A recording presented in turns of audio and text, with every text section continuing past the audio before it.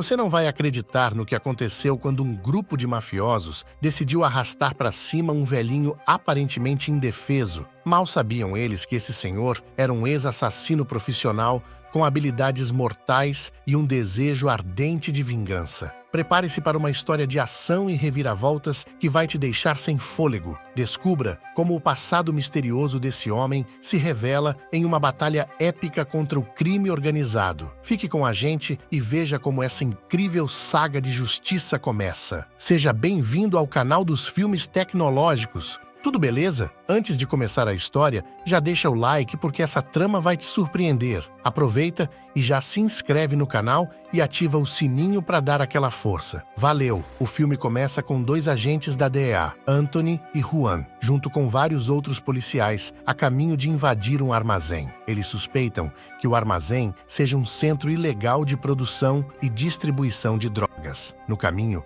Juan compartilha feliz que ele e sua esposa estão esperando um bebê. Seu parceiro de longa data, Anthony, fica extremamente feliz com a notícia e o parabeniza. Poucos minutos depois, eles chegam ao armazém. Anthony pede para Juan esperar no carro enquanto ele se junta ao outros policiais na invasão. Inicialmente, a operação corre bem, pois eles encontram várias pessoas trabalhando em condições perigosas para produzir e embalar várias drogas ilegais. No entanto, Anthony nota um homem dentro de um escritório que dá para o chão de produção do armazém. Ele e outro policial rapidamente sobem até o escritório. Lá, eles pegam Pablo, o gerente do armazém, em flagrante no meio de um negócio de drogas. Junto com Pablo está seu guarda-costas, Estaban, um homem musculoso gigante. Anthony leva Pablo para baixo, enquanto Estaban é acompanhado pelo outro policial. No entanto, apenas alguns minutos depois, Estaban domina o policial e consegue pegar sua arma. Anthony percebe isso e atira em Estaban, mas é tarde demais. O criminoso pula pela janela de vidro e foge. Enquanto tudo isso está acontecendo no armazém, lá fora, Juan está falando ao telefone com sua esposa. De repente, uma janela do armazém se quebra e Estaban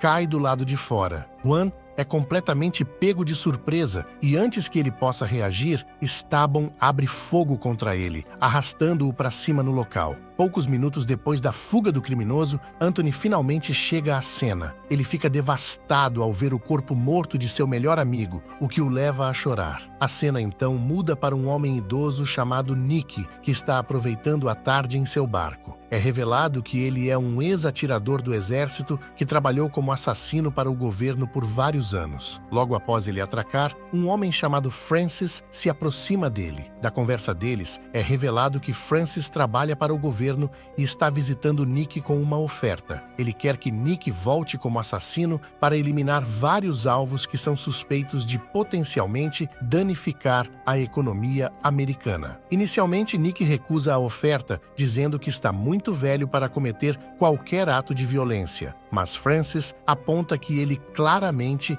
precisa de dinheiro, já que a única propriedade que possui é o pequeno barco. Ele então oferece uma quantia substancial de dinheiro, forçando Nick a mudar de ideia. Depois que o acordo é feito, Francis entrega a Nick um arquivo contendo os nomes de todos os alvos que o governo quer que ele elimine. A lista está cheia de vários traficantes de drogas de alto nível que parecem estar trabalhando em um plano para destruir a economia americana para seu benefício. Na sede da Agência de Combate às Drogas, DEA, Anthony e seu chefe entram na sala de interrogatório para questionar Pablo. Eles exigem saber para quem ele trabalha. Pablo explica que seu chefe não é apenas um fornecedor de drogas comum. Ele vagamente adiciona que, se seus planos tiverem sucesso, trarão uma catástrofe tão grande que toda a nação cairá de joelhos. Quando os policiais pedem mais informações, ele permanece em silêncio. Pablo diz que só dará mais detalhes em troca de uma sentença reduzida e uma estadia relaxante em um hotel 5 estrelas antes de entrar na prisão. Embora o pedido pareça irracional, a polícia precisa desesperadamente das informações, então não tem escolha a não ser cumprir suas demandas. Em outro lugar, Nick vai ao local fornecido por Francis. É revelado que o primeiro alvo no arquivo é ninguém menos que Pablo, e atualmente Nick chega bem em frente ao hotel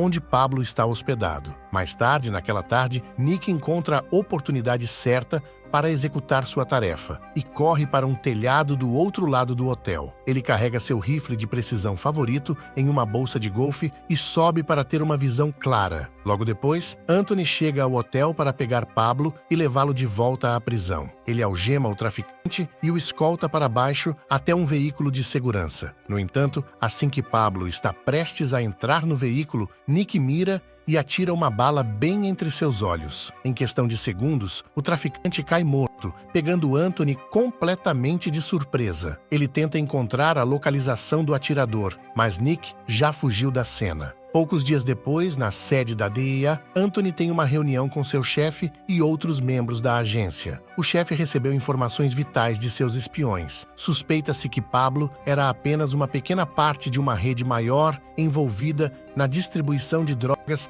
em todo o país. Além disso, o espião revela que alguns membros da rede estão hospedados em um hotel popular na mesma cidade. Com essas novas informações, Anthony posiciona seus homens ao redor do hotel e começa a vigiar vários traficantes de drogas 24 horas por dia. Mas rapidamente se torna evidente que, sem ouvir o que os traficantes estão falando, eles não conseguirão reunir informações substanciais. Portanto, Anthony pega um pequeno microfone e decide entrar no hotel. No entanto, ao chegar, Anthony é negado acesso à área VIP interna, onde os traficantes estão atualmente hospedados. Enquanto pega uma cadeira em um restaurante próximo, Anthony nota uma chefe de cozinha e decide que ela pode ajudá-lo. Horas depois, quando a chefe está voltando para casa, Anthony a aborda. Ele se apresenta imediatamente como policial, que só quer conversar momentaneamente. Felizmente, a chefe concorda em conversar e se apresenta como Mina. Seguindo isso, Anthony conta a ela sobre os vários traficantes de drogas que estão hospedados no hotel dela e como ele precisa de sua ajuda para se aproximar deles. Tudo o que ela precisa fazer é pegar um gravador e colocá-lo na sala VIP onde trabalha. Anthony revela que a vida de centenas, se não milhares de pessoas, depende desse caso e implora para Mina ajudá-lo. Felizmente, ela concorda em ajudá-lo e leva o microfone com ela. Depois da reunião, Anthony retorna para seus colegas e eles monitoram as câmeras de CCTV dentro da seção VIP do hotel. Através das câmeras, observam que Mina conseguiu plantar o dispositivo de gravação debaixo de uma mesa. Também descobrimos que Nick está monitorando o mesmo hotel de seu carro. Ele então cobre todo o rosto com uma máscara e entra no hotel pela saída de emergência dos fundos. Enquanto isso, Anthony e sua equipe notam que o grupo de traficantes é acompanhado por um homem chamado Ben Fari, um empresário rico e filantropo. Enquanto Anthony ouve, Ben Fari cumprimenta um cientista chamado Fernando. Aparentemente, ele pagou grandes quantias de dinheiro a Fernando para fazer um dispositivo super sofisticado conectado à rede de comunicações local. Mas, enquanto estão conversando, Fernando convida Ben Fari para a próxima sala para um teste de sua invenção. Um frustrado Anthony observa enquanto eles perdem o áudio quando o grupo de traficantes se move para a próxima sala. É revelado que Fernando inventou um dispositivo remoto cujo controle está dentro de um celular. Com o pressionar de um botão, o dispositivo pode desligar a conexão elétrica de uma seção inteira de uma cidade. Ben Fari planeja usar isso para paralisar a rede elétrica de toda a nação, colapsando sua economia. Enquanto estão discutindo seus planos, Nick entra na seção VIP com uma máscara facial e uma arma com silenciador. Ele imediatamente abre fogo contra os traficantes de drogas e seus seguranças, arrastando vários homens para cima. No entanto, Ben Fari e Fernando conseguem escapar enquanto seus homens enfrentam Nick em um tiroteio. Anthony também chega logo depois, apenas para encontrar vários corpos no chão. Ele também se depara com Nick mascarado, mas antes que possa perguntar qualquer coisa, o veterano Nick joga uma granada de atordoamento, deixando-o atordoado. Quando Anthony recupera os sentidos, a figura mascarada não está mais lá. Poucos dias depois, Ben Fari participa de uma festa organizada por sua sobrinha Rashida. Vários convidados de alto perfil estão presentes na cena. Anthony também consegue se infiltrar e imediatamente encanta Rashida em uma conversa. Após uma breve conversa, ele pergunta onde seu tio pode estar no momento. Desconhecido para ele, Ben Fari está curiosamente observando-o através da câmera de CCTV. A cobertura de Anthony é logo descoberta quando Stab o reconhece do encontro anterior. Percebendo que ele é um policial, um enfurecido Ben Fari ordena que seus homens arrastem Anthony e qualquer outra pessoa que saiba sobre seu plano para cima. Enquanto isso, Anthony nota Nick na festa e lembra do confronto que tiveram no hotel dias antes. Embora não tenha visto o rosto do homem, Anthony reconhece sua postura e tamanho, mas antes que possa alcançar Nick, o velho foge. Felizmente, Mina também chega à festa e oferece uma carona a Anthony em seu carro. Mas apesar de seus melhores esforços para pegá-lo, o velho continua escapando. Recusando-se a desistir do homem misterioso, Anthony volta ao lugar onde perdeu Nick no dia seguinte. Após várias horas de espera infrutífera, ele de repente nota seu carro passar. Ele rapidamente segue o velho em seu veículo e o para a alguns quilômetros de distância. Anthony pede sua licença e o velho casualmente a entrega. Em uma reviravolta surpreendente, Nick é revelado como o pai de Anthony, que o abandonou quando criança. Seguindo isso, Nick convida Anthony para sua casa no barco e os dois viajam até a doca. Lá, Anthony desabafa e pergunta ao pai por que ele deixou a casa depois que sua esposa faleceu. Nick explica que era um assassino contratado pelo governo e decidiu deixar Anthony por sua própria segurança. Ele não queria fazer isso, mas não teve outra escolha. Como Anthony também é um agente da DEA, ele entende a perspectiva do pai. Nick então revela que a missão em que está atualmente é a mesma que Anthony está realizando. Após uma longa conversa entre pai e filho, ambos voltam ao trabalho. Antes de partir, Nick dá ao filho um celular para que possam se comunicar. Logo depois, enquanto retornava ao trabalho, os homens de Ben Fari emboscam Anthony e o levam para um local não revelado. Lá, Ben Fari o questiona sobre quem arrastou seus homens para cima no hotel dias atrás. Anthony responde casualmente que foi obra de seu pai biológico. Vendo seu comportamento destemido, Ben Fari ordena que seus homens o espanquem. Enquanto isso, Nick faz seu caminho até onde seu filho está sendo mantido cativo. Acontece que ele colocou um rastreador GPS no telefone que deu a Anthony. Ele logo chega ao local e começa a atacar os homens de Ben Fari um por um. Usando sua experiência militar passada, ele consegue arrastar vários homens para cima. No entanto,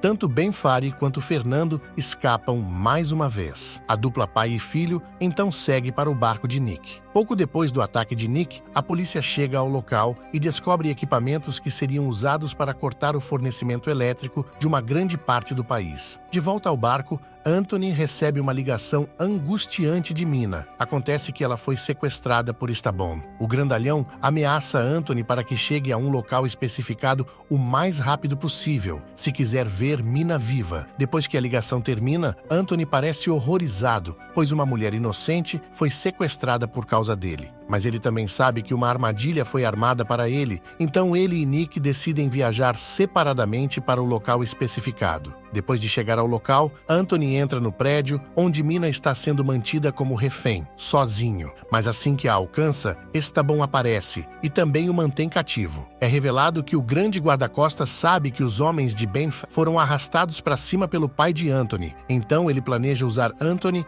como isca para atrair Nick. No entanto, Nick já está dentro do prédio, pois viajou logo atrás de Anthony. O velho surpreende Stabone e atira em seu pé. Depois de libertar Mina e seu filho, Nick então força Stabone a levá-los ao esconderijo de Ben Fari. Sem outras opções, o valentão obedece. Um tempo depois, Nick chega ao esconderijo, fingindo ser mantido refém por Stabone. Eles também têm um saco para corpos, que Stabone anuncia conter o corpo morto de Anthony. Ben Fari os recebe de bom grado e seus reféns dentro do esconderijo. No entanto, assim que ele abre o saco para corpos, um Anthony totalmente recuperado salta e embosca seus homens. A dupla pai e filho então atira em todos os guardas de segurança dentro. Eles planejam prender Ben Fari e levá-lo sob custódia, mas ele também é acidentalmente arrastado para cima. Quando a polícia chega ao esconderijo, Nick e Anthony já foram embora, enquanto Stabone está vivo, mas colocado dentro do saco para corpos. A cena final do filme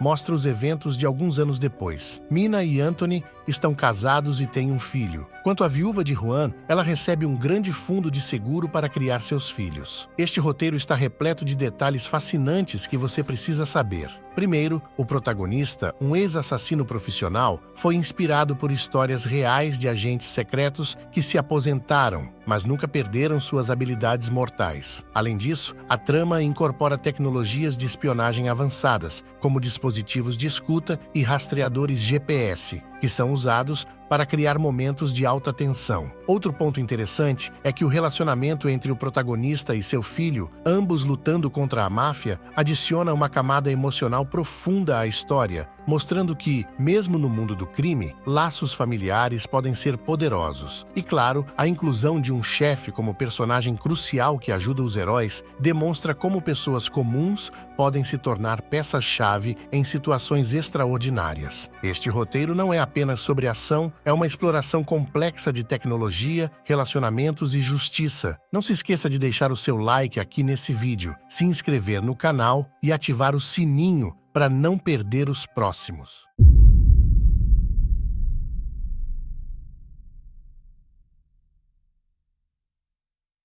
Prepare-se para uma história de vingança que você não vai acreditar. Quando um grupo de gangsters arrasta para cima brutalmente o melhor amigo de um ex-soldado das forças especiais, eles desencadeiam a fúria de um homem perigoso. Harry, um veterano aparentemente comum, esconde habilidades mortais e um desejo implacável de justiça. Em um bairro dominado pelo medo, ele vai transformar a escuridão em luz, um inimigo de cada vez. Você não vai querer perder essa jornada eletrizante de coragem, vingança e redenção. Seja bem-vindo ao canal dos filmes tecnológicos. Tudo beleza? Antes de começar a história, já deixa o like porque essa trama vai te surpreender. Aproveita e já se inscreve no canal e ativa o sininho para dar aquela força. Valeu! No começo do filme, vemos Harry acordando na cama e olhando para uma foto antiga. Ele se levanta e usa seu inalador de asma. Ele está sozinho na casa e come pão com geleia. Depois de comer, ele calmamente lava a louça. Um grito alto de uma mulher pode ser ouvido. Harry verifica pela janela, mas logo ignora, pois isso é uma coisa cotidiana no bairro. Ele se prepara e sai, caminhando sozinho na rua. Ele nota um túnel com muita música, mas olha para o relógio e sai. Harry entra em um hospital para ver sua amada esposa. Ele acaricia-a, mas ela está em uma condição ruim e não responde às suas ações. Em seguida, ele pode ser visto em um bar pouco antes de Len chegar. Eles começam uma partida de xadrez. Len pergunta como está Kath e Harry confessa que ela está piorando e que talvez nem saiba que ele a visita, mas Len acredita que ela sabe. Justamente então, um casal de viciados está vendendo drogas um para o outro. Len não está feliz com isso e reclama para Harry, dizendo que está ficando pior. Mas Harry não está interessado nisso. À noite, Harry ouve um barulho alto. Ele vai até a janela e vê um grupo de capangas quebrando um carro. O dono sai para defender sua propriedade, mas os capangas o espancam severamente. Len relutantemente volta a dormir. À meia-noite, ele recebe uma ligação e seu rosto muda de sonolento para chocado. Ele corre na chuva até o hospital e, para seu choque, vê que sua esposa se foi e começa a chorar ali mesmo. Logo vemos Harry colocando flores para seu amor. Seu amigo Len chega e leva Harry ao mesmo bar. Eles podem ser vistos jogando xadrez. Harry compartilha uma história de seus dias no Corpo de Fuzileiros Navais. Ele diz que um de seus companheiros, chamado Bob, ajudou-o a conhecer sua esposa. Ele compartilha como ele e sua esposa passaram uma noite inteira dançando juntos. Len diz que Harry nunca falou sobre seus dias no Corpo de Fuzileiros Navais e pergunta se Harry arrastou para cima alguém, mas Harry não responde e apenas diz que não pode perguntar isso. Len pede desculpas e Harry admite que deixou o soldado marinheiro há muito tempo quando conheceu sua esposa. No banheiro dos homens, Len confessa que está com medo, pois as pessoas onde vivem são selvagens. Len diz que cuspiram no rosto dele e colocaram cocô de cachorro na caixa de correio. Ele tira uma faca, dizendo que está cansado de ser empurrado. Harry o interrompe e diz que ele não pode fazer isso. Len fica chateado porque pensava que Harry entenderia. Ele sai do banheiro chateado. À noite, vemos alguém colocar algo em chamas na casa de Len, causando muita fumaça. Quando ele vê isso, levanta-se e corre até a porta principal. Ele rapidamente apaga o fogo, tosse e depois grita e xinga as pessoas que fizeram isso. No dia seguinte, 2 policiais visitam a casa de Harry. Os policiais entram na casa e parecem sérios. Depois de se acomodarem, Harry descobre que Len se envolveu em um incidente muito sério na noite passada. O policial tristemente e gentilmente compartilha a notícia, dizendo que Len está morto. Harry se pergunta como isso poderia acontecer e descobre que Len foi agredido e encontrado em uma rua aleatória. Harry menciona que ele e Len se encontraram ontem e jogaram xadrez. Ele diz que Len reclamou de alguns garotos, mas não mencionou nomes. O policial sai e Harry começa a chorar pela morte de seu amigo. O policial se chama Alice, que se transferiu para lá recentemente. Seu parceiro pergunta por que ela escolheu isso, mas ela não responde. Mais tarde, vemos Alice e seu parceiro visitando a casa de um cara chamado Noel, e eles têm um mandado para revistar sua casa. Noel, que claramente parece ser um viciado, chama diretamente Alice de um palavrão. Os policiais o prendem diretamente, dizendo que ele está sendo preso sob suspeita de assassinato. Sua mãe começa a chorar e gritar. Então Noel pede para falar com sua mãe para acalmá-la. Alice permite e o cara diz à sua mãe para ligar para o tio dele para defendê-lo. Alice e seu parceiro prenderam 4 capangas que acham que cometeram esse assassinato. Quando confrontados pelos policiais, eles se recusam a falar ou até reconhecer Len. Um deles se chama Mark, que parece assustado, mas quando Alice o chama, ele mente e diz que não está com medo. Dean, que está completamente drogado, também se recusa a falar. Cal não se importa com o que os policiais pensam e pergunta onde estavam os policiais quando seu irmão morreu. Alice, mesmo assim, o provoca perguntando se foi por isso que ele arrastou para cima Len, se ele estava apenas tentando se proteger de Len ou se Len estava tentando atacá-los. Cal fica inquieto e diz, sem comentários. Noel também não coopera e diz que, se não tiverem provas, deveriam deixá-lo ir. Mais tarde, vemos Harry em um cemitério com Len. A cena corta para o bar onde uma mulher está cantando e Harry está bebendo sozinho. O barman pergunta a Harry se já é o suficiente, pois ele está lá há muito tempo. Harry decide pagar e tira sua carteira. Um viciado nota quanto dinheiro ele tem. Harry então sai do bar e caminha sob uma ponte. Um viciado confronta Harry e tenta assaltá-lo. Ele ameaça Harry, mas quando o viciado salta sobre ele, Harry tira sua faca e o esfaqueia. Harry então sai e vai para casa. Ele tira todas as roupas ensanguentadas e toma um banho. Ele vai dormir e, claramente, sente falta de sua esposa ao olhar para o lado. No dia seguinte, Alice vem visitá-lo e Harry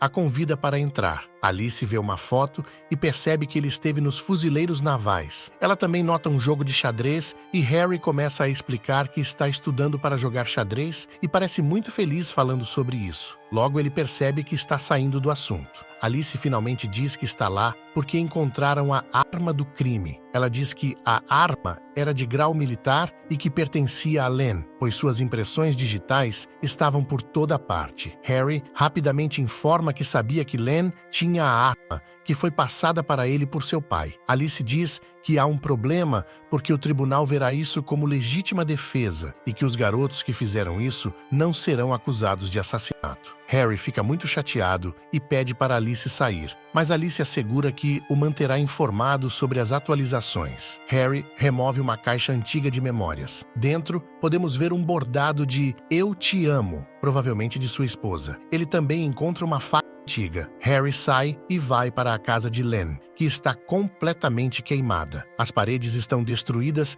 e a janela está quebrada. Harry entra na casa e encontra uma foto antiga de Len e sua esposa. Ele nota o mesmo túnel velho da janela da casa de Len e vê todos os viciados ao redor do túnel vendendo drogas uns para os outros. Logo, um casal se aproxima do túnel. O homem abusa da mulher e espanca seu namorado quando ele tenta defendê-la. Após o ataque, o casal foge. Mais tarde naquela noite, Harry segue um viciado e bate na porta dele, alegando que quer fazer negócios. Harry entra na casa deles, mas então um deles, chamado Stretch, aponta uma arma para seu rosto, mas o outro, viciado, o acalma. Harry diz que quer uma arma e Stretch pergunta o motivo. Ele mente e diz que quer atirar em pombos do seu telhado. Stretch sai da sala e Harry o segue. Em outra sala, vemos uma fazenda. Harry caminha pela sala e entra em outra onde Stretch olha para a TV. A TV está passando um vídeo dele abusando de uma garota drogada.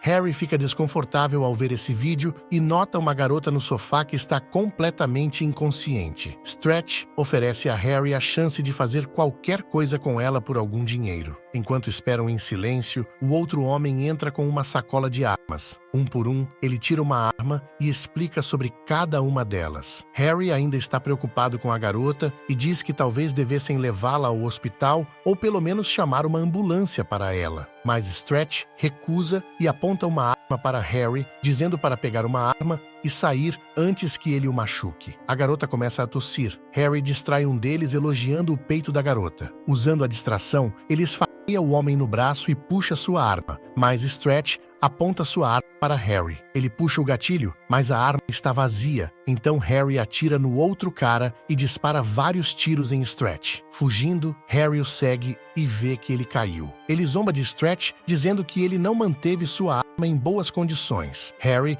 compartilha a história de um soldado que morreu da mesma maneira antes de arrastar Stretch para cima. Ele pega a garota e a coloca no carro. Ele então leva a garota ao hospital, deixa um pouco de dinheiro e buzina enquanto se afasta. Alice, em seu escritório, é informada de que sua investigação está indo devagar. Seu chefe lhe diz que, a partir de agora, qualquer atividade e crime relacionados a armas não serão tolerados. Harry vai a uma igreja e doa todo o seu dinheiro. Alice visita a garota e se pergunta por que alguém arrastaria para cima 2 traficantes e depois salvaria uma garota. À noite, Harry está novamente observando o túnel pela janela quebrada. Ele nota um homem se encontrando com Noel e pedindo dinheiro. Ele ameaça Noel e depois chama Mark para entrar no carro. Mais tarde, vemos Mark fazendo um serviço sujo para o homem. Quando ele termina, o homem leva um tiro na cabeça por Harry. Mark fica assustado e logo acaba na casa de Len com Harry. Mark está amarrado enquanto Harry pergunta sobre Len,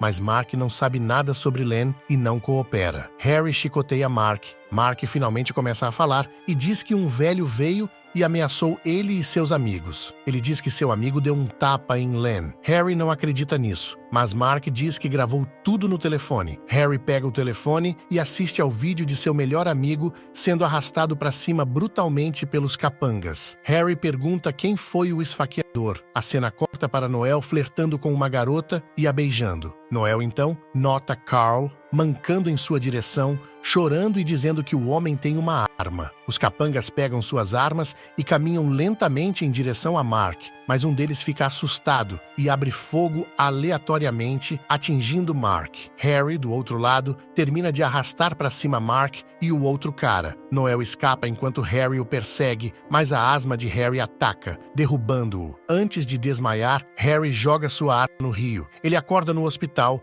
onde Alice e seu parceiro estão presentes. Eles perguntam se ele viu algo incomum perto do túnel, mas uma enfermeira diz que eles devem sair. Mais tarde, Alice e seu parceiro visitam o local onde Harry foi encontrado. Alice agora acredita que Harry está por trás de tudo isso. Ela visita seu superior e pede permissão para seguir sua intuição. Ela quer investigar Harry por todos esses incidentes. Alice diz que acredita que é Harry, mesmo que seu superior não acredite. Mais tarde, ele diz que está promovendo-a e que ela deve tirar o fim de semana de folga. À noite, vemos todos os policiais invadindo o prédio e prendendo todos os viciados. Eles lutam e prendem muitos deles. Alguns tentam pular, mas são capturados. Harry acorda e remove o gesso. Podemos ver tumultos nas ruas enquanto Harry sai do hospital. Alice diz ao seu parceiro que Harry saiu do hospital e que ele pode tentar acabar com Noel. Seu parceiro diz que, mesmo que ele esteja, isso é bom porque Noel é um grande problema. Mas depois ele decide ir mesmo assim. Enquanto estão dirigindo, um dos manifestantes joga tinta na janela deles. O carro bate em outro carro. O parceiro de Alice fica gravemente ferido. Logo em seguida, Harry aparece e resgata Alice e seu parceiro. Harry leva os dois ao bar. Sid, o barman, vai chamar a ambulância. Alice, chorando,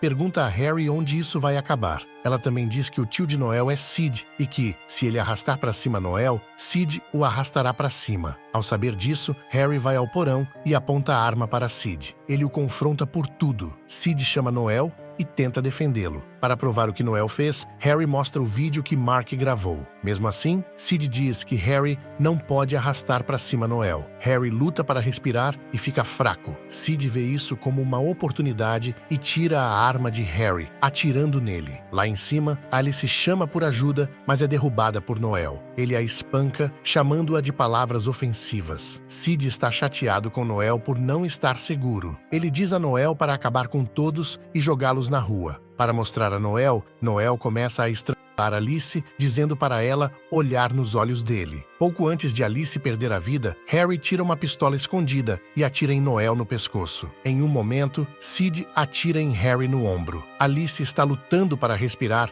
quando Sid se aproxima de Harry para apontar a arma, mas 2 lasers apontam para o peito dele, vindos do backup que Alice chamou anteriormente. Antes que ele possa acabar com Harry, ele é atingido no peito. Mais tarde, vemos Alice sentada em uma conferência onde seu superior diz que não houve vigilante porque não há evidências. Isso mostra que Harry não será perseguido pela polícia por suas atividades. Também vemos Harry caminhando e olhando para o túnel, que agora parece quieto e pacífico com uma cor branca brilhante. Ele caminha em direção ao túnel, mostrando que seus esforços finalmente fizeram aquele lugar um pouco mais pacífico do que antes. Não se esqueça de deixar o seu like aqui nesse vídeo, se inscrever no canal e ativar o sininho para não perder os próximos.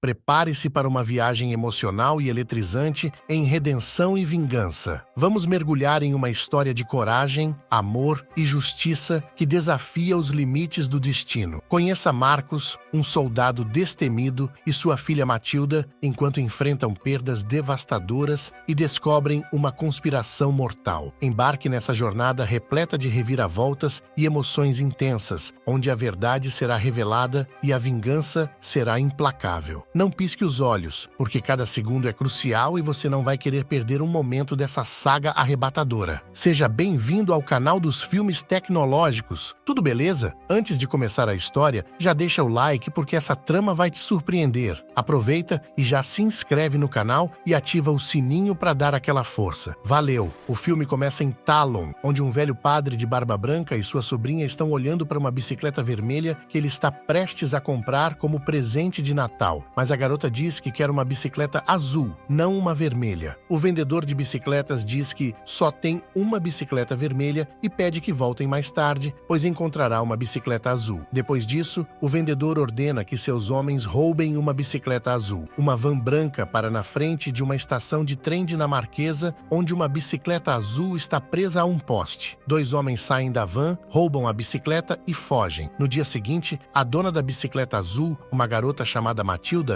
é vista conversando com sua mãe Emma no carro, pois sua bicicleta foi roubada. Matilda tem dificuldade em encontrar transporte para ir à escola, especialmente depois que o carro de Emma de repente quebra. Emma então liga para seu marido Marcus e lhe conta sobre o roubo da bicicleta da filha e o carro quebrado. Marcus, que era soldado em serviço no Afeganistão, diz que ao retornar, ela respira fundo e decide levar Matilda para a escola de trem, determinada a se adaptar à situação com resiliência.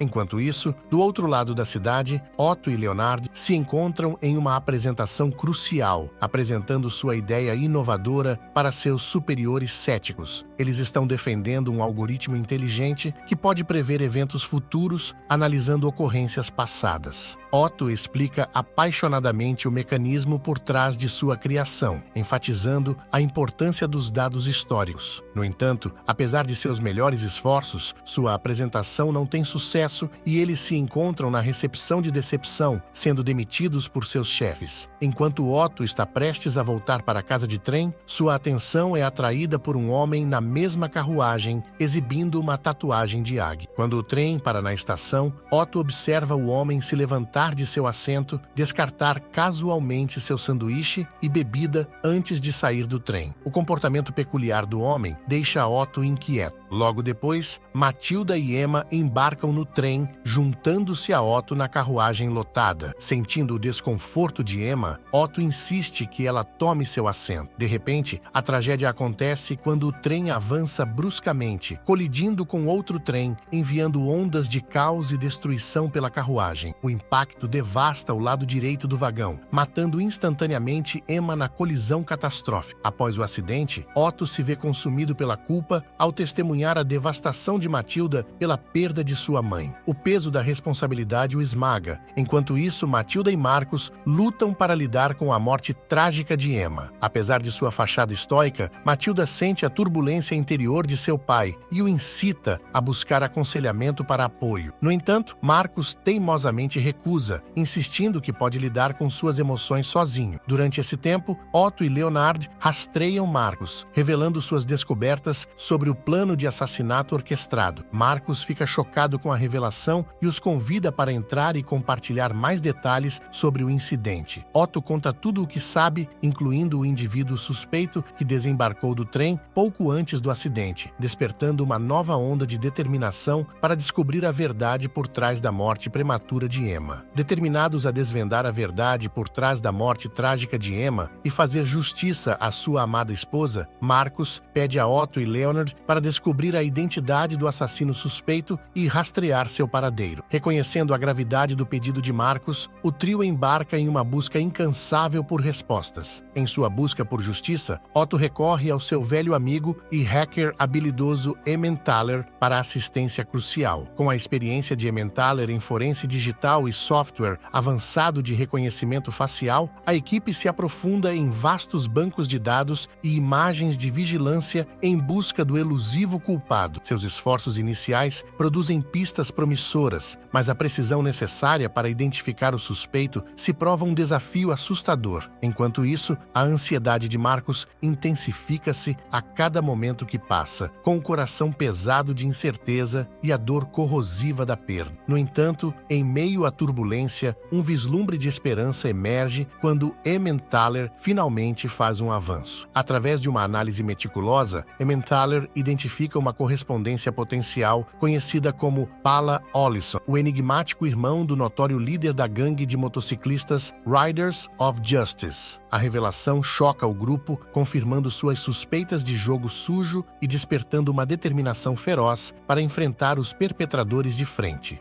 Determinados a confrontar Paula e desvendar a verdade por trás do acidente de trem, o grupo parte para sua residência. No entanto, seus planos tomam um rumo assustador quando Paula os recebe com hostilidade, brandindo uma arma de fogo de maneira ameaçadora. Em um momento de desespero e fúria, Marcos reage impulsivamente, disparando um tiro fatal que tira a vida de Paula. Percebendo o que fizeram, Leonard assume a responsabilidade pela limpeza, descartando rapidamente as evidências e apagando qualquer vestígio do envolvimento de Marcos. Mas em meio ao caos, Leonard faz uma descoberta surpreendente. Ele vê um jovem prisioneiro mantido cativo na morada de Paula. Lutando com sua consciência, Leonard hesita, sem saber o que fazer com essa nova revelação. De volta à casa de Marcos, após o jantar, Marcos se acomoda em frente à televisão, assistindo às notícias com o coração pesado. Ele fica furioso novamente ao ouvir o repórter anunciar que Kurt Ollison, líder da gangue de motociclistas Riders of Justice, escapou da punição devido à morte prematura da testemunha-chave em seu caso. Apesar da trágica perda de seu irmão Paula, Kurt celebra descaradamente sua nova liberdade, desconsiderando friamente as vidas destruídas por suas atividades criminosas. Impulsionado por uma mistura potente de dor e raiva justa, Marcos resolve agir por conta própria. No dia seguinte, ele convoca Otto, Leonard e Emmentaler para o celeiro em sua casa, delineando seus planos de vingança contra os Riders of Justice. Marcos os instrui a reunir todas as informações possíveis sobre a gangue, não deixando pedra sobre pedra em sua busca por justiça. Otto e os outros concordam solenemente em apoiar Marcos em em sua busca por justiça, mas traçam a linha em tirar vidas. Apesar de suas reservas, eles permanecem unidos em sua determinação de levar os perpetradores à justiça e honrar a memória de Emo. Enquanto isso, Matilda observa Marcus e seus amigos saindo juntos do celeiro e fica preocupada com o bem-estar de seu pai. Ao assistir Marcus e os outros saírem do celeiro, uma fagulha de reconhecimento atravessa sua mente. Ela se aproxima de seu pai, questionando-o sobre a identidade do grupo misterioso. Sentindo a curiosidade de sua filha, Marcus hesita, sem saber como responder. Em um momento de raciocínio rápido, Leonard intervém, tecendo uma teia de enganos para proteger Marcus das perguntas de Matilda. Com um sorriso tranquilizador, ele fabrica uma história explicando que, na verdade, são um grupo de terapia, reunidos para ajudar Marcus a lidar com seu trauma. Leonard até se oferece para atuar como terapeuta de Matilda para manter sua cobertura. Aliviada com a explicação, os olhos de Matilda brilham de esperança ao perceber que seu pai finalmente está tomando medidas para lidar com suas lutas emocionais. Grata pelo novo suporte, ela aceita ansiosamente a oferta de Leonard. Enquanto isso, em uma virada sombria dos acontecimentos, Kurt e seus comparsas recorrem a táticas brutais em sua busca por vingança, torturando Bhaskar, o jovem mantido cativo durante o assassinato de Pala. Kurt exige respostas sobre o assassino de seu irmão. Apesar de suportar uma dor inimaginável, Bhaskar permanece firme, revelando apenas uma menção criptográfica do nome de Emmentaler. De volta à casa de Marcus, uma determinação sombria se estabelece sobre ele enquanto resolve tomar medidas decisivas contra Kurt e a gangue Riders of Justice. Reunindo Otto, Leonard e Emmentaler para sua causa, Marcus os convida a usar a nova base atrás de sua casa enquanto embarcam em sua missão de justiça e vingança. No entanto, enquanto o grupo se prepara para embarcar em sua missão, Emmentaler expressa sua frustração com o equipamento de computador desatualizado de Marcus, insistindo em usar seu próprio equipamento. Compreendendo a importância da tecnologia moderna em seu empreendimento, Marcus, Otto e Leonard concordam rapidamente em acompanhar Emmentaler até sua residência para trazer todo o equipamento necessário. Desconhecendo, os capangas de Kurt já identificaram Emmentaler como um alvo e estão discretamente vigiando sua residência. Enquanto Marcus e os outros entram na casa de Emmentaler, são subitamente emboscados por disparos dos homens de Kurt. Em um momento de raciocínio rápido, Marcus protege instintivamente Otto e Leonard das balas antes de lançar um contra-ataque ousado. Com precisão e determinação, Marcus elimina rapidamente os homens de Kurt, libertando Bhaskar do cativeiro em um veículo próximo. Aproveitando as armas automáticas dos assaltantes, Marcus lidera o grupo de volta à sua casa, determinado a se reagrupar e planejar seu próximo movimento. Chegando à sua residência, Marcus instrui Otto e os outros a se manterem escondidos enquanto Kurt e seus homens os procuram, totalmente cientes dos perigos que enfrentam. Enquanto se escondem, Marcus também ensina habilidades de tiro a Otto e a OS outros para autodefesa. Enquanto isso, Kurt e sua gangue descobrem a associação de Otto e Leonard com Emmentaler e despacham seus homens para rastreá-los. Emmentaler consegue invadir os telefones dos gangsters e descobre seu plano de se reunir em um bar. Marcus, Otto, Leonard e Emmentaler se dirigem a um restaurante onde esperam encontrar Kurt e seus comparsas. Marcus elimina com sucesso Kurt e todos os seus capangas. De volta à casa de Marcus, Otto percebe a parede de Matilda adornada com vários eventos, percebendo que tudo remonta ao roubo de sua bicicleta. Ele explica a ela a complexidade da causalidade e a futilidade de apontar uma única razão para tais eventos. Enquanto isso, Bhaskar revela a Leonard durante sua conversa que Pala não estava no trem durante o acidente, estavam ambos na Alemanha juntos. Chocado com essa revelação, Leonard informa Otto e os outros. Ao revisar o processo de identificação facial no computador, eles descobrem que o homem que presumiram ser Pala é, na verdade, um trabalhador ferroviário egípcio comum. Eles concluem que o incidente do trem foi realmente um acidente, não um ato deliberado de sabotagem. Ao aprender essa verdade, Marcus fica enfurecido e frustrado por atacar a pessoa errada, lutando com uma culpa esmagadora e liberando sua raiva ofensiva destruindo objetos ao seu redor. Enquanto isso, os gangsters dos Riders of Justice obtêm informações sobre Otto através de uma postagem nas redes sociais e rapidamente se movem para localizá-lo. Eles conseguem rastrear Sirius, que postou uma foto de Otto com Matilda, forçando-o a revelar o paradeiro de Otto. No dia seguinte, os gangsters restantes utilizam as informações obtidas nas redes sociais do namorado de Matilda para lançar um ataque à casa de Marcus. No caos que se segue, alguns membros da gangue ficam feridos. Matilda é feita refém e Marcus é desarmado pelos Riders of Justice. Utilizando o treinamento de armas fornecido por Marcus anteriormente, Otto, Leonard e Emmenthaler realizam uma emboscada e, finalmente, eliminam os gangsters, resgatando tanto Marcus quanto Matilda. Isso marca o fim de sua missão. A cena transita para um ambiente festivo de Natal, onde Marcus, Matilda, Otto e os outros se reúnem para celebrar o feriado e trocar presentes. O filme termina com o padre apresentando uma bicicleta azul que pertence a Matilda para sua sobrinha como presente de Natal. Sabia que a trama deste filme é repleta de reviravoltas e conexões surpreendentes? Desde o roubo de uma bicicleta azul até uma conspiração envolvendo uma gangue de motociclistas, cada detalhe está interligado de maneira intrincada. A história apresenta elementos de drama, ação e suspense, com personagens profundos e complexos que enfrentam dilemas morais e emocionais intensos. Além disso, o filme destaca a importância da família e da resiliência em meio à adversidade, mostrando como o desejo de justiça pode unir pessoas de origens diferentes em uma missão comum. Fique atento aos simbolismos e ao desenvolvimento dos personagens, pois cada cena está carregada de significado e emoção. No final das contas, redenção e vingança nos mostra que a justiça pode ser um caminho sinuoso e inesperado, onde até mesmo o roubo de uma bicicleta pode desencadear uma jornada de coragem, união e revelações surpreendentes. A moral da história: nunca subestime o poder das pequenas ações e das conexões humanas, pois elas podem mudar o curso de nossas vidas de maneiras inimagináveis. Chegamos ao final do recap. Se gostou, deixe seu gostei e inscreva-se no canal. Comente qual recap você gostaria de ver.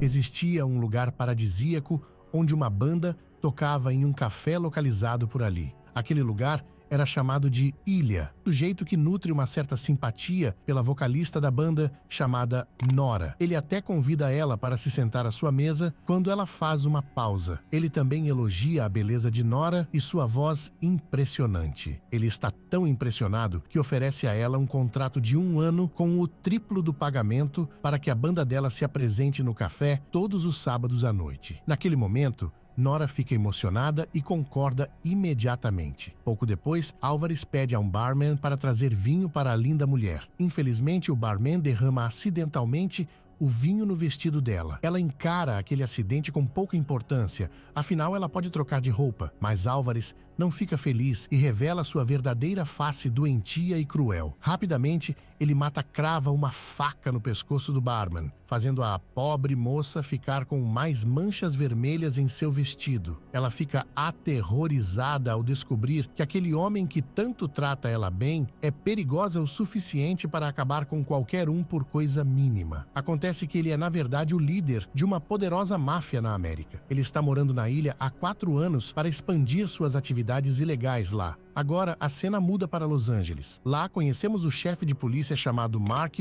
e seu delegado chamado Phil. Naquele momento, eles estão disfarçados como bandidos falsos, planejando fazer negócios suspeitos no aeroporto. Pouco depois, o verdadeiro traficante e seu colega aparecem. Mark se aproxima do traficante para pegar as coisas ilegais, enquanto Phil se prepara para entregar o dinheiro. Mas, de repente, Phil inverte a situação, atacando o colega do traficante e causando uma grande briga. Em seguida, o telefone de Mark toca. Era sua mãe ligando de sua cidade natal. Ela diz a ele que seu irmão foi encontrado já sem vida. Ao ouvir essa terrível notícia, Mark corre de volta para sua cidade natal, que na verdade fica na ilha. Então é revelado que o irmão de Mark é o barman que sofreu o infortúnio por causa de uma simples taça de vinho. A mãe de Mark está devastada pela perda trágica de seu filho mais novo. Boatos circulam de que gangsters podem ter eliminado o irmão de Mark quando ele voltava do trabalho. Até mesmo o cara de pau do Álvares e seus 2 capangas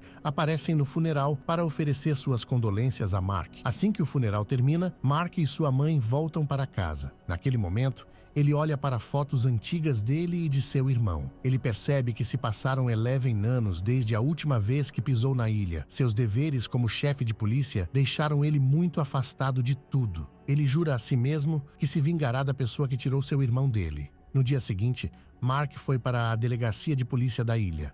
Ele foi direto ao chefe de polícia, que se revelou seu amigo de infância, chamado Bi. Eles claramente se conheciam bem. Bi ofereceu suas condolências pela morte do irmão mais novo de Mark e prometeu iniciar uma investigação prontamente. Mark perguntou se ele tinha pistas sobre a identidade do assassino. Naquele momento, Bi explicou que só sabiam que os assassinos eram gangsters, mas rastrear qual gangue estava envolvida levaria tempo devido ao número de gangues ativas na localidade da ilha. Enquanto estava lá, Mark encontrou Aquila, uma treinadora de artes marciais. Curiosamente, ela foi sua ex-namorada. Ela ficou visivelmente feliz em ver o ex após 11 longos anos. Deus me livre. Ver ex pra mim dá uma dor no estômago, mas cada doido com sua mania. Naquele momento, eles se atualizaram e Aquila expressou suas condolências pela morte do irmão de Mark. Mark perguntou a ela sobre a rotina de seu irmão e qual gangue poderia estar envolvida. Aquila mencionou que não tinha certeza sobre as gangues, pois muitas delas chegaram depois que Mark deixou a ilha. Mas ela dá a primeira pista para Mark.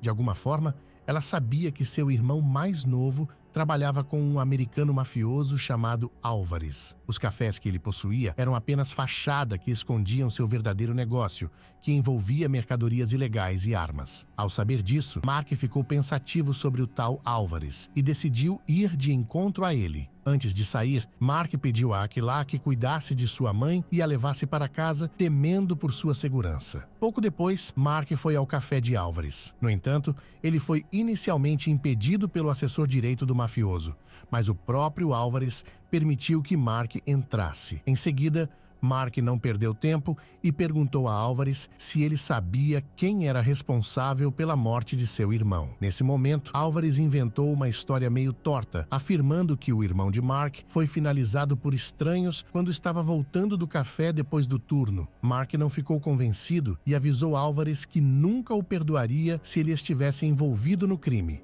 Álvares respondeu com uma risada, desdenhando das ameaças de Mark, especialmente porque ele era apenas um policial comum. Em seguida, Álvares deu a Mark a localização de um café onde os gangsters costumavam se encontrar. Ele sugeriu que Mark perguntasse aos gangsters lá, pois eles poderiam saber quem estava por trás da morte do irmão de Mark. Depois que Mark saiu, Álvares instruiu seu braço direito a reunir gangsters do norte para cuidar de Mark naquela noite. Entretanto, Mark fez uma visita ao seu melhor amigo que comandava um quiosque de cachorros quentes. Ele perguntou sobre algumas armas que havia deixado com seu amigo. Seu amigo explicou que havia enterrado as armas em um prédio vazio perto da praia. À medida que a história se desenrolava, ficou claro que quando eram adolescentes, Mark e seu melhor amigo eram como líderes na ilha. Mas depois que ele partiu para Los Angeles, a ilha atraiu gangues estrangeiras e a máfia que queriam o controle. O melhor amigo de Mark percebeu que Mark buscaria vingança pela morte de seu irmão, então estava pronto para ajudar Mark sempre que fosse necessário. Depois disso, Mark foi até um prédio deserto perto da praia e desenterrou as armas que seu melhor amigo havia escondido. Conforme a noite chegava, Mark chegou ao café mencionado por Álvares. Ele desligou rapidamente a música e confrontou os gangsters sobre o responsável pela eliminação de seu irmão. No entanto, eles não receberam bem suas acusações e o atacaram, resultando em uma briga. Notavelmente, Mark habilmente conseguiu derrotar todos eles. Com os gangsters dominados, Mark, mais uma vez, exigiu saber quem estava por trás da tragédia contra seu irmão. O líder dos gangsters negou veementemente qualquer envolvimento em prejudicar os moradores locais. De repente, um grupo de gangsters do norte, agindo por ordens de Álvares, invadiu e começou a atirar em Mark. Felizmente, ele escapou por pouco. Mesmo assim, uma perseguição frenética se iniciou. No meio da perseguição, Mark conseguiu imobilizar um dos perseguidores. Ele então encontrou um esconderijo e conseguiu sair da mira dos gangsters. Pouco tempo depois, o líder dos gangsters entrou em contato com Álvares para relatar que haviam perdido Mark de vista. Essa notícia enfureceu Álvares, que subiu o tom. Agora, ele ordenou que sua gangue eliminasse a mãe de Mark. Logo depois, eles chegaram à casa de Mark e entraram atirando no que pensavam ser a mãe dormindo de Mark, mas eles erraram feio. Após se certificarem melhor, perceberam que era apenas um travesseiro, já que Aquilah cuidou de sumir com a mãe de Mark a pedido dele. Mais tarde, vemos Mark e Bee, o chefe de polícia, examinando a cena do crime na casa de Mark. Naquele momento, Mark não pode deixar de pensar que, se não tivesse confiado sua mãe a Aquilah, ela poderia ter se tornado uma vítima. Então, Bee informa Mark de que acabou de receber informações de seu informante sobre o assassinato de seu irmão. Acontece que havia uma testemunha na época, uma cantora chamada Nora. Então Bee revela que Nora mora em um pensionato perto da igreja, no quarto número 18. Ele sugere que Mark poderia falar com Nora diretamente para saber mais sobre o homem que eliminou seu irmão. No dia seguinte, vemos Mark indo para o quarto de Nora. A princípio, Nora hesita em abrir a porta, preocupada que Mark possa ser um dos homens de Álvares. Logo depois, Mark mostra rapidamente seu distintivo policial para garantir a ela que não é uma ameaça. Então Nora finalmente se abre e eles começam a conversar. Mark promete ajudar Nora a deixar a ilha em segurança, desde que ela esteja disposta a revelar quem realmente provocou a tragédia contra o barman. Nervosamente, Nora admite que Álvares foi o responsável apenas porque ele derramou acidentalmente vinho em seu vestido. Ela revela que estava presa na ilha porque Álvares temia que ela pudesse denunciar a polícia. Ao saber dessa chocante verdade, Mark rapidamente retira Nora de seu quarto. Em seguida, ele se encontra com Bee. Então Mark pede a Bee para escoltar Nora até o cais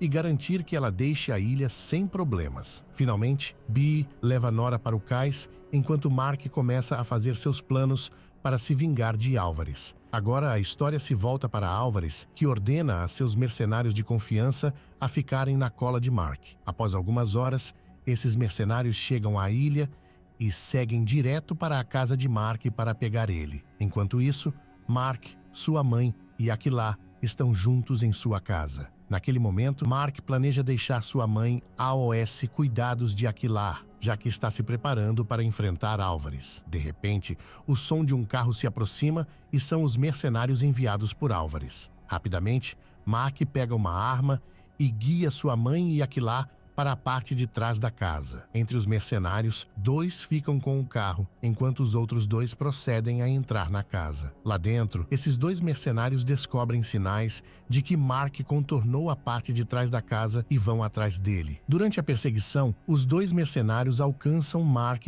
e uma troca de tiros se inicia. Enquanto isso, os outros 2 mercenários que guardavam o carro encontram Bee. De repente, um tiroteio começa, mas Bee consegue afastar os caras. No final, por outro lado, Mark estava tentando derrubar um dos mercenários enquanto o outro escapava. Então, Bee entra em contato com ele para verificar sua localização. Mark responde que está atualmente protegendo sua mãe e Aquilah na casa de seu melhor amigo. Pouco depois, a cena se volta para Álvares e seu assistente direto, que estão em um quarto de hotel em busca de Nora. Álvares fica furioso ao descobrir a ausência de Nora. Ele é tão violento que abriu fogo contra o guarda do hotel só por ele ter deixado ela ir embora. De volta a Mark, que chega à casa de seu melhor amigo, ele prontamente deixa sua mãe e Aquilah lá, pois está com muito ódio tentando buscar sua vingança contra Álvares. O vendedor de cachorro-quente recebe calorosamente a mãe de Mark e Aquilah. No entanto, enquanto Mark está prestes a sair, Aquilah insiste em se juntar a ele. Naquele momento, Mark tenta impedir ela porque é uma busca muito perigos. Os 2 começam a discutir e Mark acaba permitindo que ela vá junto depois de tanta insistência. À noite, Mark e Aquilah esperam a chegada de Bee. Hoje à noite, eles fizeram um plano com o Bee para enfrentar Álvares juntos. Em breve, Bee chega em seu carro, mas não sai. Preocupados, Mark e Aquilah vão até lá verificar o que aconteceu. Eles então encontram Bee gravemente ferido. De repente, eles são atacados por 3 mercenários de Álvares. No caos, os mercenários conseguem capturar Aquilá, enquanto Mark faz o possível para ajudar seu amigo ferido. Naquele momento, B também incentiva Mark a continuar sua luta pela justiça e a salvar a ilha de pessoas sujas como Álvares. Essas foram as últimas palavras de B. Ele não resistiu aos ferimentos. No dia seguinte, em uma igreja, moradores locais são vistos comparecendo a um culto. Logo depois, Mark chega e vai até a casa de oração. Ele chega sentando o pé na porta e pede ao reverendo para dizer algumas palavras aos integrantes do culto. Não se sabe se por medo ou por compaixão, mas o reverendo dá a oportunidade para que Mark falasse a todos. Ele começa dizendo que a família dele se mudou para aquela ilha quando ele tinha apenas 2 anos de idade. Mesmo sendo americano, ele se considera parte daquele lugar. Então ele diz que os mafiosos estão explorando daquele povo e instiga todos a se unirem contra Álvares, uma vez que ele estava começando a eliminar gente inocente como o irmão dele e o amigo B, além de terem sequestrado sua ex-namorada. Ao ouvirem isso, os moradores concordam em se unir e enfrentar Álvares. Depois, Mark foi para a delegacia de polícia, agora assumindo temporariamente o cargo de chefe de polícia no lugar de B. Ele reuniu seus colegas policiais e enfatizou seu foco em seu novo alvo, que era Álvares. Enquanto estava ocupado buscando informações sobre Álvares, sua atenção foi atraída por Phil. Phil havia vindo de propósito encontrar Mark, preocupado com sua ausência prolongada de Los Angeles. Então Mark explicou que não retornaria até se vingar de Álvares, que havia tirado a vida de seu irmão e mantinha Aquilá como refém. Phil concordou em ajudar Mark, vendo o problema de Mark como seu próprio. Mais tarde, Álvares entrou em contato com Mark. Parecia que ele havia descoberto que Mark estava por trás da fuga de Nora. Então, ele propôs uma reunião às 7h da manhã do próximo dia para uma troca, Nora por Aquila. Álvares prometeu deixar Mark em paz após essa troca, desde que Mark concordasse em esquecer tudo o que havia feito. Era uma troca descabida porque Nora colaborou com ele. Além do mais, a última coisa que ele queria era esquecer o que aquele maldito fez com seu irmão por causa de uma simples taça de vinho. Embora Mark tenha concordado relutantemente com os termos de Álvares, ele sabia que nunca perdoaria verdadeiramente Álvares até que tivesse sua vingança. Além disso, Nora já havia deixado a ilha, tornando impossível para Mark trazer a mulher de volta para a troca. Na manhã seguinte, pouco depois, Mark entrou em contato com Phil e pediu a ele que montasse uma equipe com a polícia local. Naquele momento, ele designou Phil como líder para resgatar Aquilá das garras de Álvares durante a reunião programada às 7h do próximo dia. Ao ouvir isso, Phil concordou em seguir as instruções. O dia seguinte chegou com Mark, esperando no local designado para se encontrar com Álvares. Enquanto isso, Phil e sua equipe de polícia estavam tentando infiltrar a sede de Álvares para libertar Aquilá. Em breve, eles foram confrontados por um dos mercenários de Álvares, mas Phil conseguiu eliminar ele rapidamente. De volta a Mark, ele estava agora cara a cara com Álvares e um de seus assessores. Álvares não perdeu tempo em perguntar sobre o paradeiro de Nora. Mark recorreu a uma mentira, afirmando que Nora apareceria assim que Aquilá chegasse. Ali, ele continuou a ganhar tempo enquanto aguardava ansiosamente as atualizações de Phil, que estava no meio do resgate de Aquilá. A cena muda para a situação de Phil. Agora ele havia localizado Aquilá, mas enfrentava uma mercenária que estava com ele bem na mira. Ela ordena que ele coloque a arma no chão e saia bem devagar. Ele então obedece e sai de trás da parede lentamente. Mas ele tinha uma segunda pistola e conseguiu eliminar a mercenária facilmente. Então ele corre para desamarrar Aquilá. Mesmo assim, quando ele está desatando os nós da corda, um outro mercenário aparece e rende ele por trás. Naquele momento, suas opções eram limitadas e ele se rendeu. O mercenário ordena que ele coloque as armas no chão, mas o improvável acontece. Aquilá, agora com as cordas frouxas, consegue se libertar e, mesmo com suas limitações, dá um chute no mercenário enquanto ele estava distraído. Isso dá tempo para que Phil recupere seu armamento e finalize a ameaça ali mesmo. Então, Phil rapidamente atualizou Mark de que Aquilá estava segura com ele. Ao ouvir isso, Mark assegurou que Nora estava segura em Los Angeles e não voltaria para a ilha. Além disso, Álvares ameaçou prejudicar Aquilá, a menos que Mark cumprisse o acordo. Em tom calmo, Mark revelou que os capangas de Álvares não eram mais uma ameaça, pois todos tiveram um fim merecido. Enfurecido, Álvares ordenou a seu assessor que atirasse em Mark. No entanto, Mark foi rápido ao se desviar do disparo e imobilizar o assessor de Álvares. Depois de uma joelhada no cara, Mark pensou que ele tivesse sido neutralizado. Mas justo quando ele deu as costas, o homem saca uma arma que estava escondida em sua meia e mira em Mark. Um disparo é ouvido. Mas Mark continuava sereno, porque o vendedor de cachorro-quente apareceu e disparou contra a ameaça. Junto dele, os moradores da ilha se aproximavam cercando Álvares com armas empunhadas. Então Mark, com um gesto de mão, ordenou a todos abaixarem as armas, propondo um duelo entre ele e Álvares para resolver as coisas de uma vez por todas. Naquele momento, Álvares concordou relutantemente com o desafio. O duelo começou e Mark fez com ele a mesma coisa que Álvares havia feito ao seu irmão mais novo. Na cena seguinte, Mark e Aquila são vistos compartilhando um momento íntimo à beira-mar. Ficou claro que eles estavam oficialmente juntos novamente e planejavam se casar em breve. Logo depois, Phil convidou Mark de volta para Los Angeles, mas Mark recusou, expressando seu compromisso de permanecer e proteger a ilha contra estrangeiros em busca de controle. Esse foi o recap do filme de 2023, chamado The Island. Espero que tenham gostado, curtam e se inscrevam no canal para mais conteúdos como esse. Aproveita e comenta sua nota abaixo.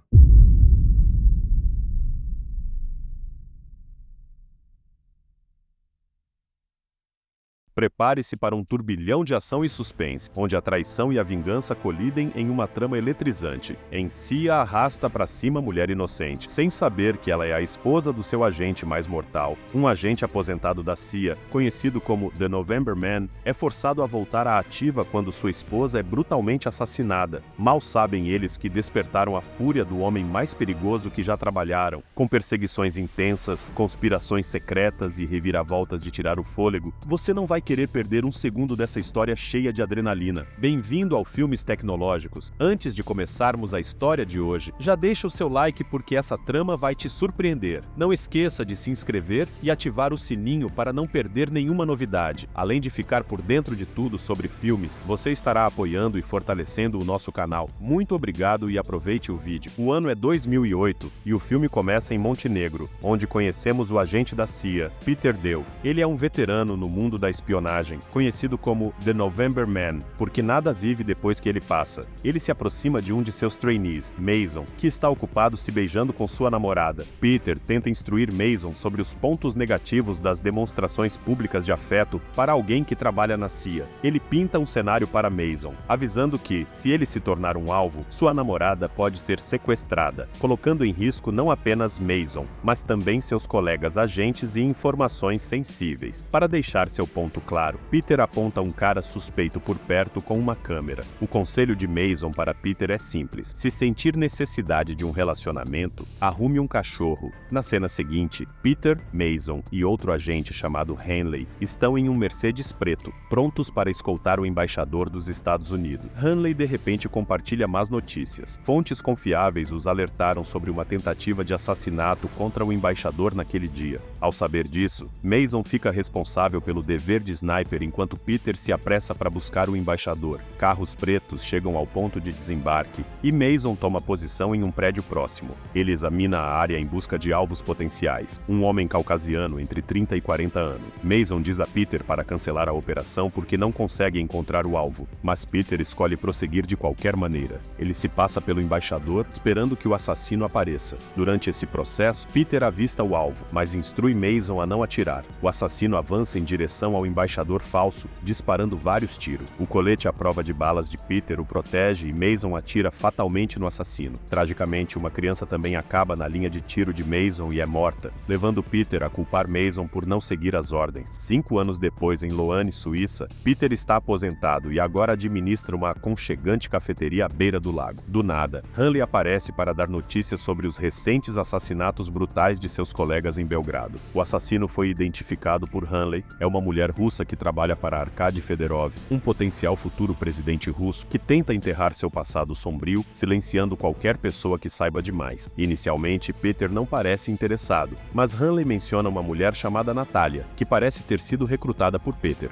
Hanley diz que Natalia se aproximou muito de Arkady Fedorov e que ela possui informações cruciais sobre o homem, o que pode representar um risco significativo para ela, um nome que pode mudar tudo. Finalmente, Hanley diz que Natalia pediu pessoalmente para Peter resgatá-la e, de alguma forma, ele consegue convencê-lo a fazê-lo. Na cena seguinte, conhecemos o político de hoje e ex-militar Arkady Fedorov. Ele está lá, fazendo seu discurso no parlamento russo, quando sua supostamente leal assistente, Natalia, aproveita o momento para entrar em seu escritório e acessar seu cofre. Ela encontra algumas fotos de garotas lá dentro e rapidamente as fotografa com seu telefone. Logo depois, Arkady termina seu discurso e volta, deixando Natalia apressada para arrumar tudo. Quando Arkady volta, Natalia age naturalmente, mas faz uma saída rápida do escritório. No entanto, Arkady mais tarde percebe que seu cofre está aberto.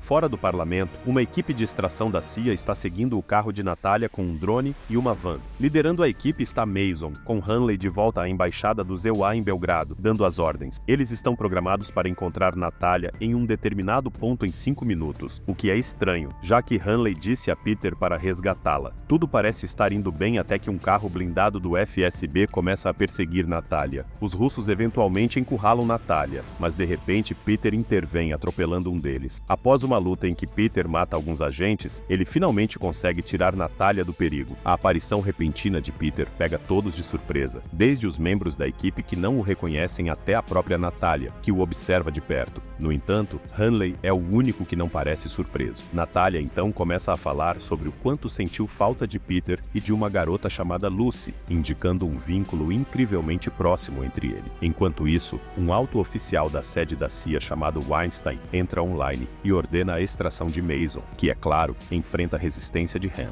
Mason e sua equipe se dirigem ao telhado de um prédio, armados com seu rifle de sniper. Ao mesmo tempo, Peter pergunta a Natalia pelo nome que ela conhece e passa a informação para Hanley, Mera Filipova. Então as coisas saem do controle rapidamente. Mason mira em Natalia e a atira impiedosamente, deixando Peter em choque. Nos momentos finais, Natalia entrega seu telefone a Peter após beijá-lo na testa. Peter nota um drone pousando no telhado de um prédio próximo. Assim que a van da CIA sai do prédio, Peter entra em fúria e elimina todos, exceto Mason. Depois de se encararem, ambos partem, deixando para trás uma cena de caos enquanto Mason explode a van. Peter entra em um táxi e começa a examinar as fotos no telefone que Natalia lhe deu, depois remove o cartão de memória e joga o telefone fora. Enquanto isso, Hanley chega em casa e começa a procurar por Mera Filipova, o nome que Peter lhe deu. De repente, a equipe de ataque da CIA invade sua casa para impedi-lo de obter a informação. Ele dispara vários tiros em seu computador. De volta ao seu apartamento em Belgrado, Mason vê o gato do vizinho em seu lugar e o devolve. Esta vizinha acontece de ser uma mulher americana que parece interessada em passar um tempo com Mason, mas ele é interrompido por uma chamada privada. Enquanto isso, Weinstein, que já chegou em Belgrado, questiona Mason sobre por que ele não matou Peter quando teve a chance. Ele mostra a Mason algumas fotos tiradas secretamente de Peter e Natalia, revelando seu relacionamento próximo. Weinstein então instrui Mason a eliminar Peter porque ele tem certeza de que Peter vai se vingar. Com isso dito, Mason não tem escolha a não ser seguir a ordem. Peter está agora no apartamento de Hanley, onde encontra 2 agentes da CIA tentando recuperar o computador de Hanley. O disco rígido está intacto e as informações de Mera podem ser vistas na tela. Enquanto ambos os agentes estão distraídos, Peter os pega de surpresa e os nocauteia. De volta à embaixada do ZEUA, Mason e outro agente chamado Celia recebem uma foto de Peter no aeroporto, tirada há 4 horas. Eles são então contatados pelos limpadores no apartamento de Hanley, solicitando informações sobre o número de telefone e a localização de Alice, que Celia fornece facilmente. De repente, Mason tem um pressentimento e pede a Celia para contatar o outro agente. Quando não há resposta, eles percebem que a chamada era na verdade de Peter. Quando chega ao local, Peter vê Alice conversando com Edgar. A conversa deles deixa claro que as garotas refugiadas que Alice ajudou estavam de alguma forma conectadas ao passado de Fedorov. No entanto, Alice acredita que Fedorov é poderoso demais para ser detido. Enquanto isso, Alexa aparece na mesa dele, fingindo ser uma garçonete e diz a Alice que ela tem uma chamada de trabalho urgente, dizendo que seu telefone não está funcionando. Apesar do que Alexa disse, o telefone de Alice toca de repente. imponente. É Peter na linha, avisando Alice que a mulher com quem está é uma assassina perigosa. Quando Alexa pega uma faca, Peter diz a Alice para fugir, mas então a CIA invade o local e a perseguição começa. Peter derruba um agente de sua moto, pega Alice e eles correm pela cozinha. Mason recebe uma ligação de Peter e, apesar de suas tentativas de localizá-lo, Peter apenas o ridiculariza. Mais tarde, Alice quer saber o que está acontecendo, mas Peter insiste que ela confie nele se quiser permanecer segura. Fingindo estar sozinha, Alice é perseguida por um agente. Peter rapidamente o desabilita com um golpe de cotovelo, mexe no telefone dele e depois vai embora. Logo, Mason alcança o agente ferido e recebe outra ligação de Peter. Ele tenta prolongar a chamada para rastreá-la, mas Peter não se importa. Eles percebem que a chamada está vindo do telefone do agente espancado. Então tudo o que poderiam rastrear era o telefone dele. À medida que a conversa continua, eles se envolvem em uma batalha mental, tentando superar um ao outro. Mas Peter é o campeão nesse jogo. Ele quebra a janela de um carro, aciona o alarme e depois mexe no tubo de combustível. Mason e sua equipe ouvem o alarme e vão verificar o carro. Mal sabem eles que Peter já hotwired outro carro com Alice dentro. Ele dispara na gasolina, causando a explosão do outro carro e permitindo que eles façam uma fuga limpa. Na próxima cena, Alexa persegue Edgar de carro. Peter começa a explicar por que a CIA e a assassina estão atrás de Alice, perguntando se ela sabe algo sobre Mera Filipova. Quando chegam ao centro de refugiados, Alice entrega o arquivo de Mera, dizendo que ela desapareceu há 3 anos sem deixar rastro. Então, do nada, Peter vê uma foto de alguém que Alice chama de Lebedo, um conhecido cafetão, mas Peter diz que o verdadeiro nome do cara é Simi Denisov, o braço direito de Fedorov na última guerra chechena. Alice sabe onde podem encontrar Denisov, então decidem fazer uma visita a ele. Eles encontram Denisov em seu clube de strip, onde ele os recebe calorosamente, mostrando que é íntimo de Peter. Peter o avisa que Fedorov está eliminando qualquer um que saiba sobre seus antigos crimes de guerra, avisando que Denisov pode ser o próximo. Peter está curioso sobre o que Fedorov fez no passado. Em resposta, Denisov revela a verdade sobre uma operação ordenada por Fedorov. Envolvia explodir um prédio e fazer parecer que os chechenos fizeram isso, o que resultou na morte de numerosos soldados russos e iniciou a Segunda Guerra Chechena, mas também deu à Rússia acesso às reservas de petróleo. Agora, Fedorov está tentando encobrir seu papel nessa operação. Deixando isso de lado, Peter fica mais chocado ao saber que a operação foi conduzida pela CIA. No dia seguinte, vemos Hanley sendo interrogado por Celia. Agindo com arrogância, ele a menospreza e questiona sua capacidade de conduzir um interrogatório. No escritório de Weinstein, Mason está sendo culpado por perder Peter. Weinstein acha que Mason idolatra Peter, então entrega-lhe um pendrive dizendo que contém os pensamentos de Peter sobre ele. Mason verifica e encontra cartas de rejeição de Peter sobre suas qualificações, bem como fotos de Peter e Natalia. Ele então encontra o gato do vizinho em seu apartamento novamente. Ele tenta devolvê-lo, mas desta vez Sarah, a vizinha, sai diretamente e o convida para um encontro. Peter pega alguns telefones descartáveis antes de se infiltrar em um apartamento próximo ao de Mason com Alice. Ele fica na janela, verifica o apartamento de Mason e eventualmente o vê saindo com Sarah. Enquanto ela toca piano, Alice acidentalmente diz uma palavra em russo, deixando Peter intrigado. Ela revela que seus pais eram professores universitários que a ensinaram um pouco de russo. Peter se veste e avisa Alice que não pode ficar com ela. Ele lhe dá algum dinheiro e um telefone dizendo para se esconder em algum lugar seguro. Quando Mason acorda, percebe que Sarah se foi, mas então recebe uma mensagem do telefone dela. Ele vai verificar sua arma, mas também está faltando. Ao se dirigir à cozinha, ele encontra Peter segurando Sarah sob a mira de uma arma. Mason tenta acalmar a situação, mas Peter começa a brincar com a mente de Sarah, questionando se Mason realmente se importa com ela. Peter rotula Mason como um assassino pela morte da criança em 2008 e também pela morte de Natalia, acreditando que ele sempre escolhe o caminho errado. No entanto, ele decide testar Mason mais uma vez, segurando uma faca na garganta de Sarah e entregando sua arma a Mason. Quando Mason vai pegar a arma, Peter corta a artéria femoral de Sarah em sua perna direita. Agora, Mason deve decidir entre salvar Sarah ou perseguir Peter, que a CIA quer eliminar. Felizmente, desta vez, ele prioriza a vida humana e leva Sarah ao hospital. Mason dá uma segunda olhada nas fotos de Peter e, após mais investigações, descobre que Peter e Natalia tinham uma filha, um fato que nem a CIA sabia. Enquanto Celia ainda está interrogando Hanley, de repente, Peter aparece no local e nocauteia 2 dos guardas. Ele então se infiltra no container de interrogatório de Hanley sem dificuldade. Ele exige uma explicação de Hanley sobre por que Natalia foi pega de surpresa surpresa quando ele apareceu. Hanley começa a inventar mentiras, afirmando que a CIA suspeitava que Natália fosse uma traidora e queria eliminá-la. Ele insiste que enviou Peter para resgatá-la tanto dos russos quanto da CIA. Hanley então finge não saber nada sobre a CIA e Fedorov trabalhando juntos para iniciar a guerra chechena. Mas quando vê que Peter está completamente ciente, ele apresenta Weinstein como o cérebro por trás da operação e o responsável pela extração de Natália.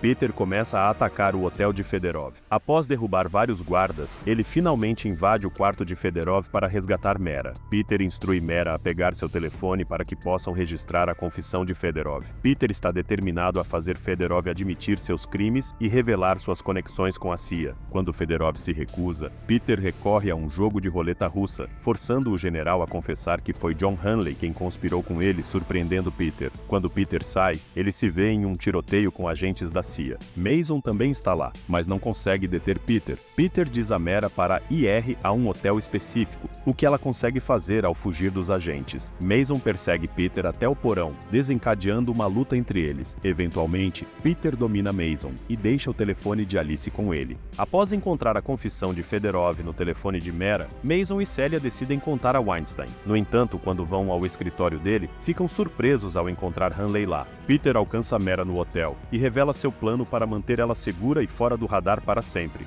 Enquanto conversam, Peter se abre sobre seu passado, mencionando que é um agente aposentado com uma filha em Loen. Peter tenta ligar para sua filha apenas para perceber que Hanley a capturou. Descobre-se que Hanley fez uma promessa aos ex-diretores da CIA para ganhar controle sobre Fedorov e acabou assumindo a posição de Weinstein. Hanley então marca um encontro com Peter na manhã seguinte, às 8 horas, para trocar Lucy por Mera. No dia seguinte, Peter diz a Mera para ir à estação de trem e comprar 3 passagens para a fuga deles. Enquanto ela está ocupada com as passagens, Peter vai ao encontro de Hanley. Hanley inventa histórias sobre como controlar Fedorov. Significa controlar a Rússia, planejando fazer com que ele se junte à OTAN assim que se tornar presidente para resolver os conflitos. No entanto, Peter parece estar ciente das mentiras de Hanley. Hanley tenta tranquilizar Peter, colocando Lucy na linha, e em troca, Peter dá a Hanley um endereço falso para Mera. Celia, que conseguiu rastrear a chamada, envia a localização exata de Lucy para Mason.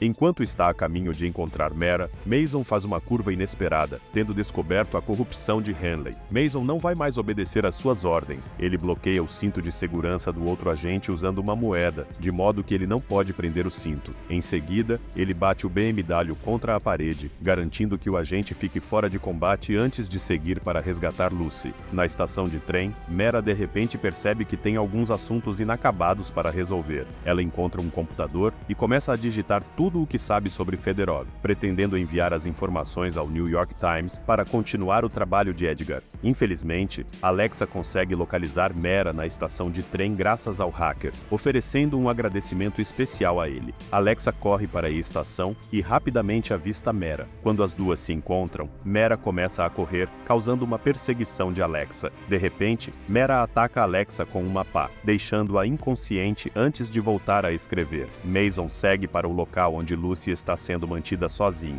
Ele neutraliza os bandidos, resgata Lucy e volta para a equipe de Hanley, eliminando-os para que Peter possa assumir o controle. No entanto, Peter decide mostrar misericórdia. Peter encontra sua filha novamente e eles seguem para a estação. Enquanto isso, Mera termina seu trabalho e envia todas as informações para o New York Times, certificando-se de incluir todas as provas que possui. Ela também compartilha detalhes sobre como Fedorov matou Edgar, garantindo que seus esforços não sejam em vão. Na próxima cena, vemos Mera em um depoimento com autoridades do governo, onde revela a verdade sobre o papel de Fedorov no assassinato de sua família e seus negócios obscuros com o agente da CIA, John Hanley, que levaram à explosão do prédio que iniciou a Segunda Guerra Chechena. A notícia se espalha como um incêndio, pondo fim às aspirações presidenciais de Fedorov. Na cena final, Fedorov é visto relaxando em um iate com mulheres, achando que não tem nada com o que se preocupar. Mas sua sorte acaba quando uma bala atinge sua cabeça, pondo fim à sua vida. E é assim que os créditos finais rolam. Este roteiro é repleto de detalhes intrigantes que mantêm os espectadores à beira do assento. Por exemplo, Peter, o agente aposentado da CIA, é apelidado de The November Man, porque nada vive depois que ele passa, uma referência à sua implacabilidade e precisão. A trama também explora a dinâmica complexa entre Peter e seu ex-aluno Mason, destacando um mentor que é forçado a enfrentar seu pupilo em um jogo mortal de gato e rato. Além disso, o enredo revela segredos sombrios sobre o passado de Fedorov, que incluem uma conspiração para iniciar uma guerra e encobrir crimes de guerra. Tudo isso enquanto Peter luta para proteger Mera Filipova, que possui informações vitais capazes de derrubar um poderoso político russo.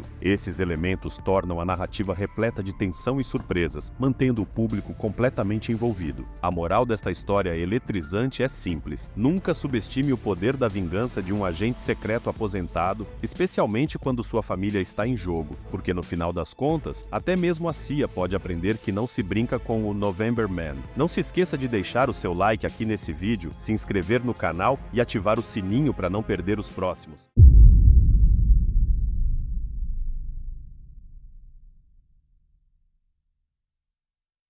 Prepare-se para uma história explosiva e cheia de reviravoltas. Neste vídeo, vamos mergulhar em uma trama eletrizante onde um grupo de policiais comete o maior erro de suas vidas ao arrastar para cima o filho de um homem comum, sem saber que ele é o assassino mais mortal do país. A vingança é apenas o começo. Fique com a gente e descubra como um pai devastado transforma a dor em uma missão implacável de justiça e redenção. Não pisque, porque cada segundo conta. Bem-vindo ao Filmes Tecnológico. Antes de começarmos a história de hoje, já deixa o seu like porque essa trama vai te surpreender. Não esqueça de se inscrever e ativar o sininho para não perder nenhuma novidade. Além de ficar por dentro de tudo sobre filmes, você estará apoiando e fortalecendo o nosso canal. Muito obrigado e aproveite o vídeo. No final da tarde, em Lagos, Nigéria, a infame Unidade Especial Anti-Sequestro, também conhecida como SAAS, transformou a cidade em um enorme estacionamento, parando todos os veículos que passam. De repente, uma van cheia de mercenários liderados pelo intimidante Angelo chega, causando puro caos. CS e a polícia se abrigam enquanto balas voam pelo ar. O alvo deles é o marido da professora Stella Craig, diretora-geral da Corporação de Petróleo e Energia da Nigéria, e também uma cruzada anticorrupção.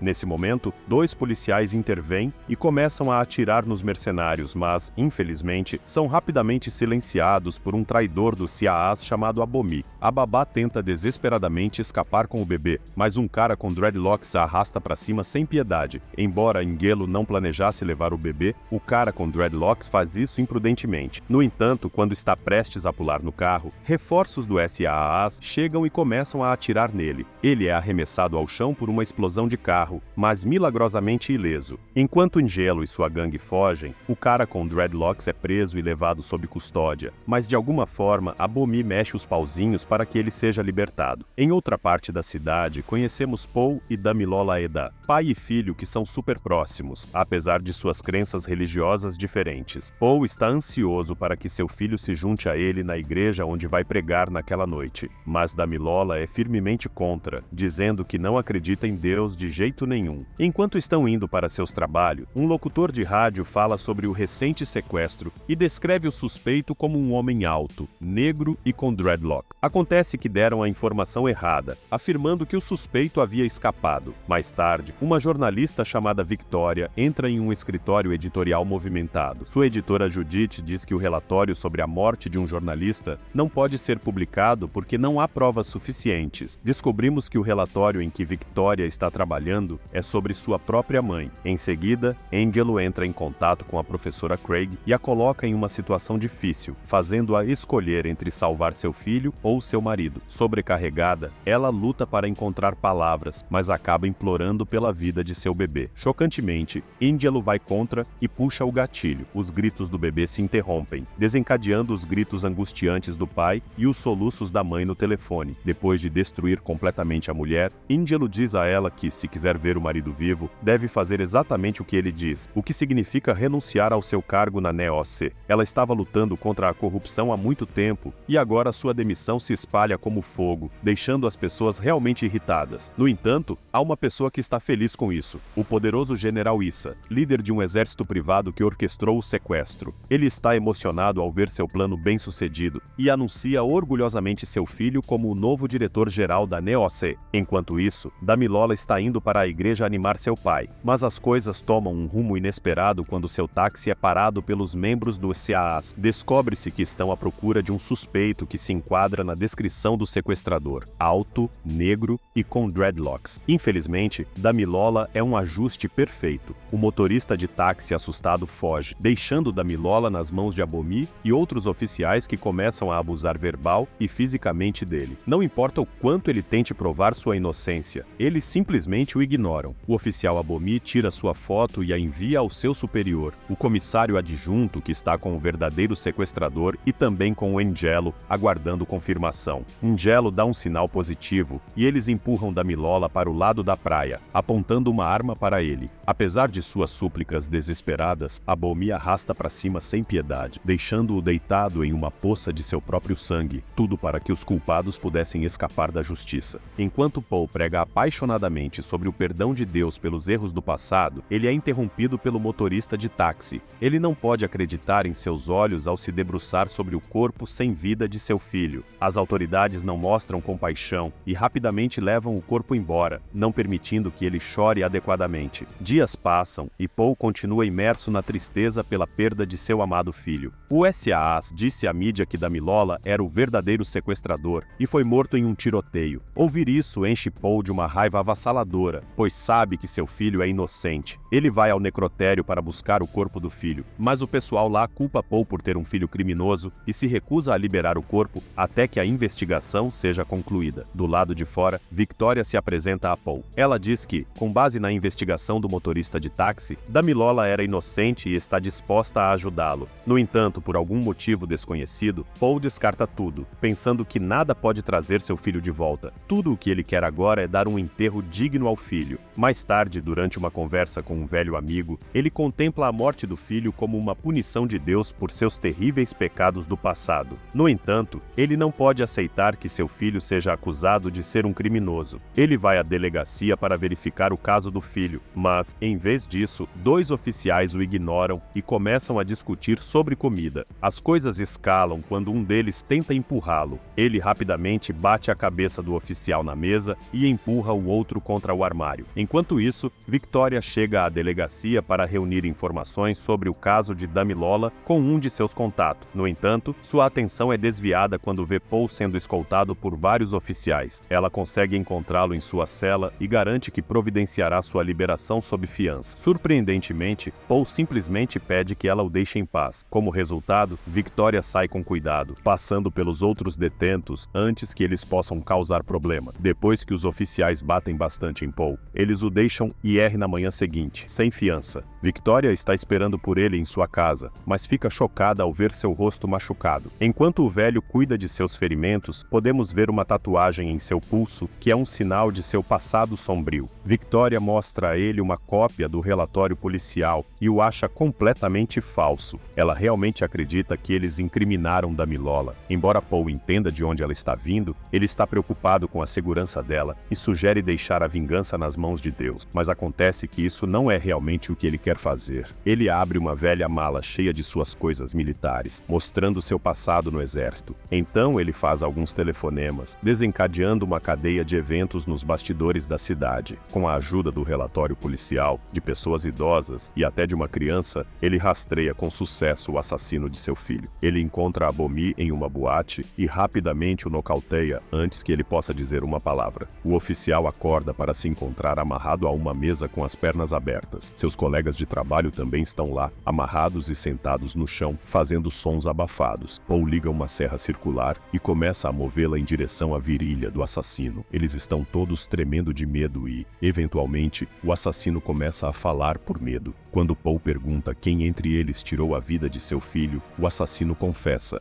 Na manhã seguinte, eles são encontrados amarrados a um poste nas ruas. Como Paul não está por perto, Victoria entra furtivamente em sua casa. Ela vê seu quadro de evidências e pega o cartão de memória da câmera na mesa. Sem perder tempo, ela leva diretamente para Judith. O cartão contém um vídeo de Paul interrogando o assassino de Damilola, que confessa que o verdadeiro sequestrador era o filho de um político rico e que foi por isso que tiveram que trocar por Damilola. Do nada, Judith destrói o cartão de memória, mencionando a mãe de Victoria, que foi assassinada por descobrir as atividades de pessoas perigosas e preocupando-se que o mesmo pudesse acontecer com Victoria. Mas, depois que ela sai do escritório desanimada, fica evidente que Judith não está ao lado dela. Ela liga para o comissário adjunto e diz que acabou de destruir a fita de interrogatório de um dos seus homens. O comissário adjunto e Abomi rapidamente encontram Angelo e todos se reúnem com o senador Depo, cujo filho era o verdadeiro sequestrador. Ele fica chocado ao descobrir que a pessoa que incriminaram era, na verdade, o filho de Paul. Depo compartilha um pouco sobre a história do velho, deixando claro o quão perigoso ele é. 23 assassinatos, 113 operações domésticas e 8 golpes desde 1984. Preocupado com a segurança do filho, Depo implora urgentemente para Angelo tomar uma ação rápida. Mais tarde, Angelo arrasta para cima o oficial Abomi com um único tiro na cabeça, dizendo ao DC para incriminar Paul pelo assassinato e convencer seu comissário a torná-lo um problema de segurança nacional. Enquanto isso, Paul ouve passos sorrateiros. Uma gangue de mercenários está tentando invadir sua casa. Pensando rápido, ele coloca Victoria em um quarto secreto, apaga as luzes e pega esses capangas de surpresa. 2 dentro, vários fora, mas aqui está o interessante. Ele joga com calma e não arrasta para cima ninguém, apenas lhes dá uma boa pancada na cabeça. Enquanto isso, Victoria tropeça em fotos dela em diferentes idades na sala secreta, levantando suspeitas sobre Paul e sua verdadeira identidade. Assim que Paul pensa que lidou com todos os bandidos, Angelo entra. Ele puxa uma arma para Paul, zombando de sua nova religiosidade, mas a voz trêmula de Victoria no quarto o tira do jogo, dando a Paul a chance de inverter o script. A conversa revela que ambos serviram sob o general Issa em algum momento. Angelo rotula Paul como a arma favorita do general, e este cheira que Angelo está lá para arrastar para cima a mando do senador Depo. Tudo o que Paul quer é um vídeo de confissão de Angelo, Depo e seu filho admitindo arrastar para cima da Milola, mas Angelo diz que o general nunca aceitaria tal coisa. Então Paul amarra Angelo e sua equipe na casa, deixando-os para trás enquanto ele sai com Victoria. Ele segue direto para seu velho amigo e pede ajuda. Juntos eles se dirigem à presença do general Issa. Paul presta seus respeitos ao general com uma saudação de perna, enquanto seu amigo mantém um olhar atento com um rifle para evitar quaisquer erros. O general tenta resolver a situação oferecendo $1 milhão,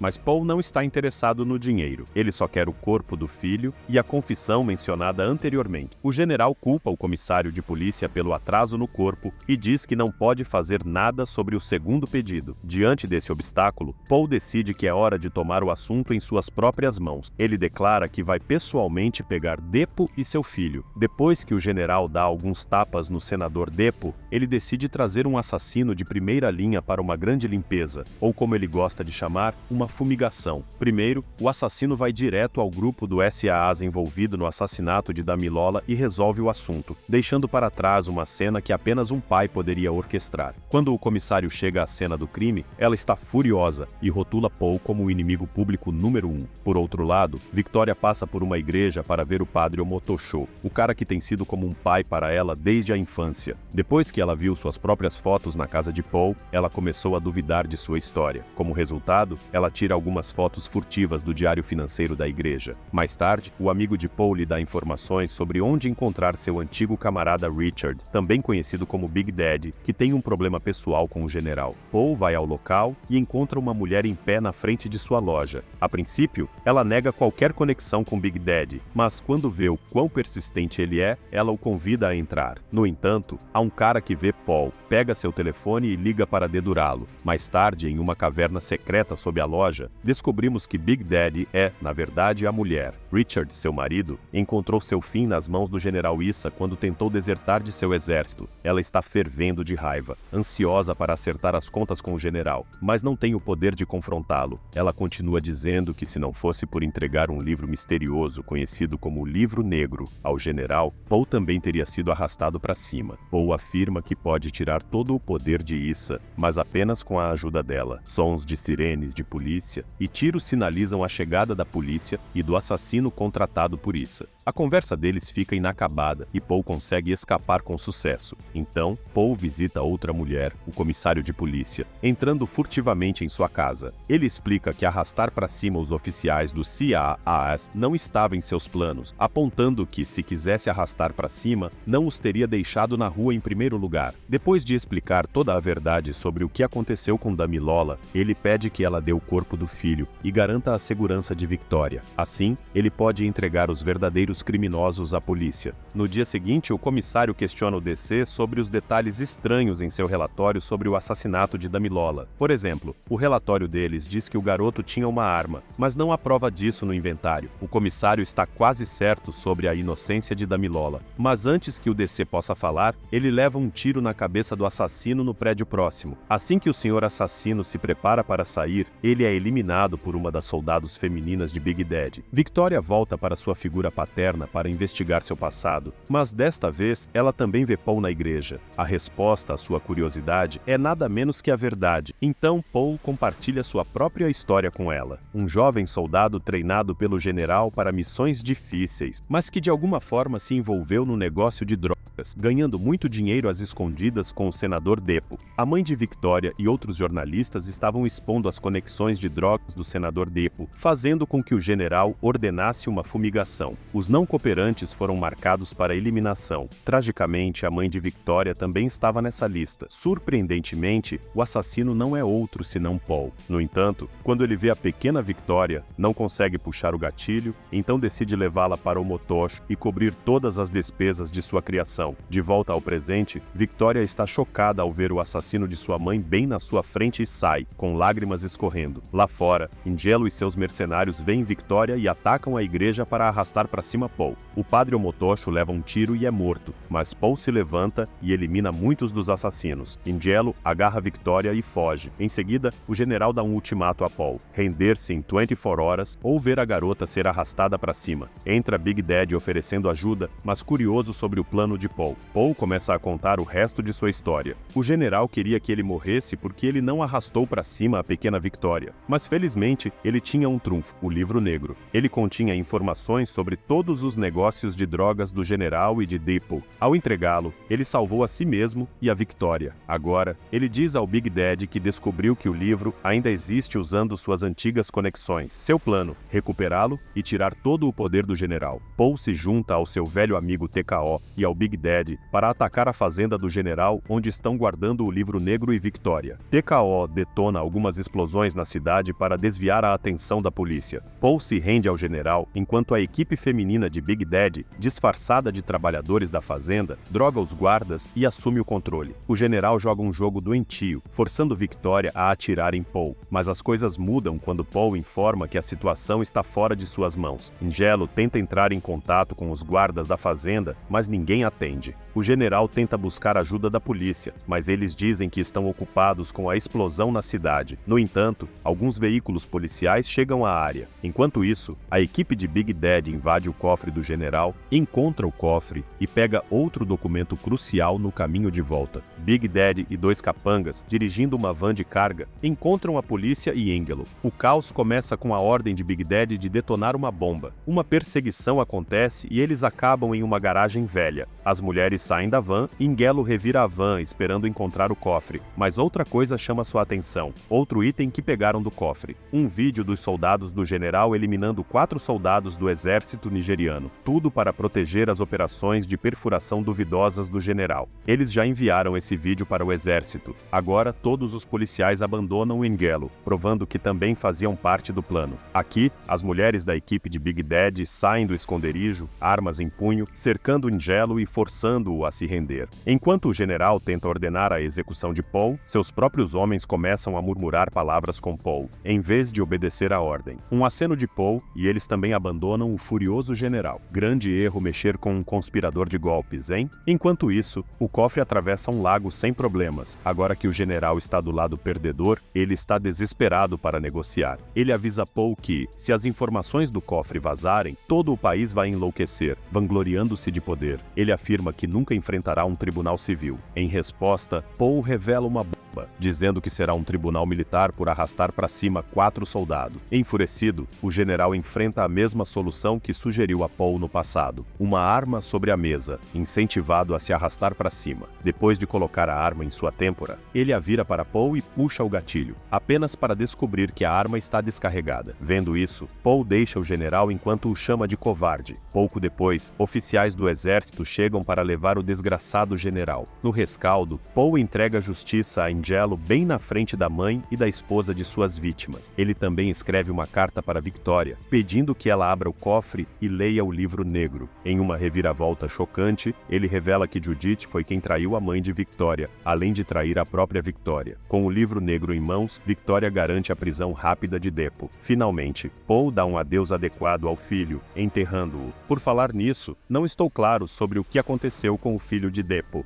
Neste roteiro intenso, você encontrará uma série de detalhes fascinantes que tornam a história ainda mais envolvente. Por exemplo, a trama se passa na vibrante cidade de Lagos, Nigéria, onde a linha tênue entre a lei e a corrupção é constantemente testada. O protagonista, um ex-soldado altamente treinado, possui um passado sombrio repleto de missões militares secretas. Além disso, o sequestro e assassinato são engenhosamente orquestrados por um poderoso general que manipula políticos e forças de segurança com precisão implacável. A história se desenrola com reviravoltas surpreendentes, revelando segredos ocultos e conspirações complexas que mantêm o espectador na ponta da cadeira do início ao fim. No fim das contas, a moral da história é clara: nunca subestime um pai de luto, especialmente se ele for um ex-assassino de elite com habilidades mortais e um desejo implacável de justiça. Afinal, quando você mexe com a família errada, nem toda a corrupção do mundo pode salvar você. Não se esqueça de deixar o seu like aqui nesse vídeo, se inscrever no canal e ativar o sininho para não perder os próximos. Também compartilha esse vídeo com aquela pessoa que você sabe que vai curtir. Obrigado por assistir e até a próxima!